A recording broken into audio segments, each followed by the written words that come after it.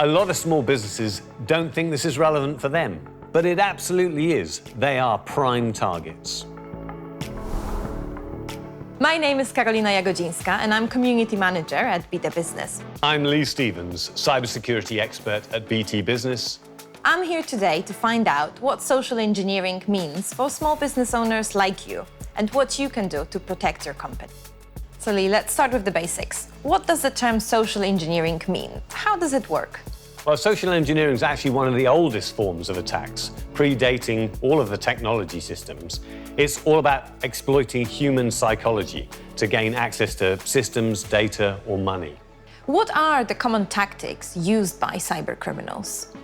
The most obvious one is phishing, sending emails purporting to be somebody else, trying to trick users into doing something that they shouldn't do. So why should small businesses be concerned?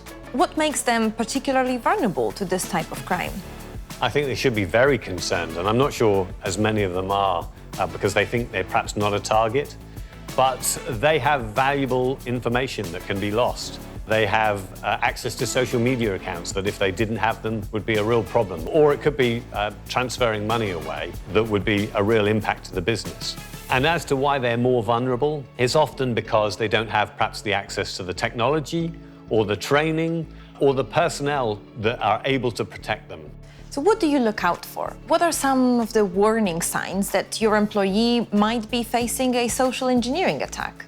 Well, usually it's something unusual or different. It's often accompanied by a request to go outside of the standard process. It's almost always trying to put some kind of pressure on the employee, telling you that it's urgent, that you must take action right now.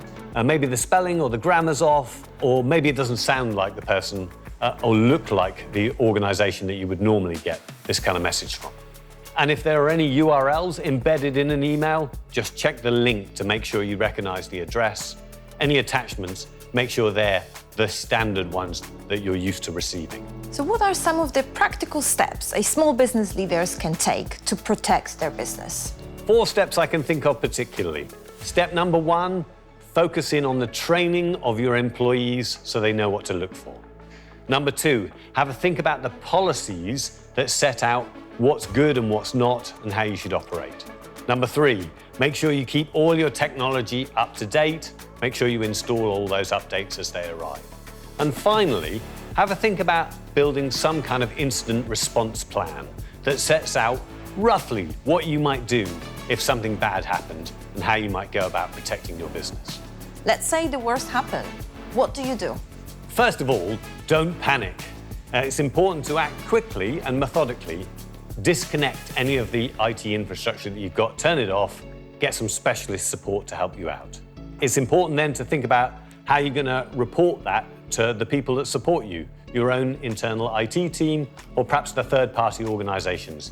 Next, think about the authorities, perhaps law enforcement or the regulators in the case that you've lost some critical data. And finally, make sure you take plenty of notes as you go through. There's always lots to learn from these situations, and you can use that to help build into your plans to make sure you're better prepared the next time.